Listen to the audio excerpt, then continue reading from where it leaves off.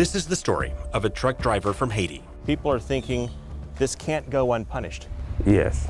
Jean Claude Meus was railroaded in court, locked up in prison, and then freed after our team spent years digging up bombshells. I love you, baby.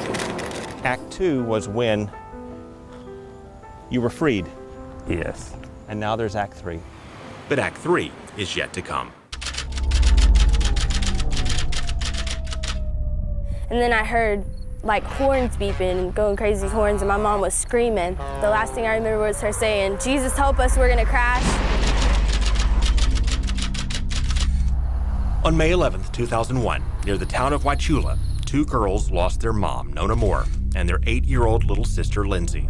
A tractor trailer tipped over and crushed their van, and Jean Claude Meus was driving that truck. So troopers found that you were drinking that night. No. I never drank my whole life.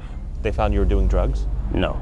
Meus said another driver cut him off, and so he swerved and flipped. He said it was an accident, and so did Nona and Lindsay's loved ones.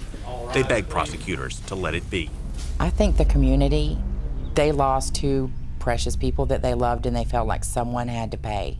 And they charged Meus with vehicular homicide because they say he must have dozed off behind the wheel. Most definitely, he was alert. Our team discovered volunteer firefighter Juan Otero. He was the first witness on the scene and showed up seconds after the crash.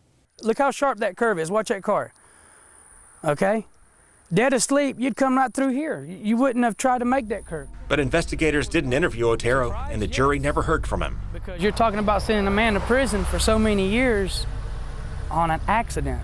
As to the question of how Meus can negotiate sharp turns in the road in his sleep, well, the diagram in the court showed that he didn't. But our team also discovered it did not match the measurements troopers took at the scene. That diagram was flawed, and we got an accident reconstruction expert to prove it.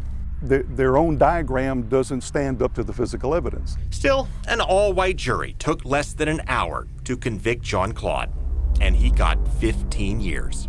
Somebody would step up and help me. All you can say is thank you. Well, after a series of our team's investigations, let's just say the judge had seen enough. I hope the example of forgiveness and consideration will lessen your bitterness and allow you to proceed with a productive life. He overturned the conviction and freed Jean Claude Meus with time served 9 years ago. I work, pay my bills, pay my taxes, take care of my family, go to church. I do everything to be a good citizen.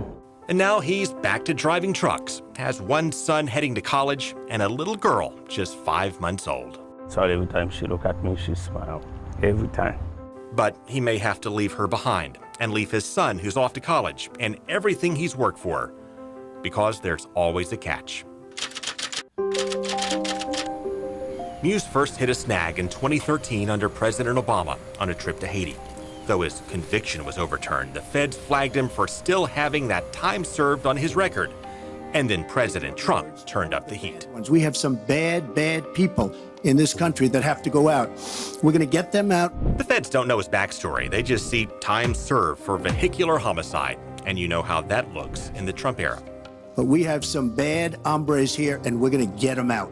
And so Jean Claude Meus, a legal permanent U.S. resident for more than 30 years, who's never had another accident, who's never been charged with any other crime, is facing a hearing to get deported. I understand you want to keep the child molesters, the rapists, all the bad guys out, but I'm not a bad guy. You're not a bad hombre? No. I've been here since I was 17 years old. By the way, his father just died. My dad fought for this country in Vietnam. His father died on a trip to Haiti. I cannot go to the funeral. And Jean Claude can't say goodbye. I won't be able to go because of the immigration thing. And after his deportation hearing, we may never see him again, and his little girl Jael may never even remember him. I want her to remember that I'm a hard worker. If I was in the country, I would have provided for her.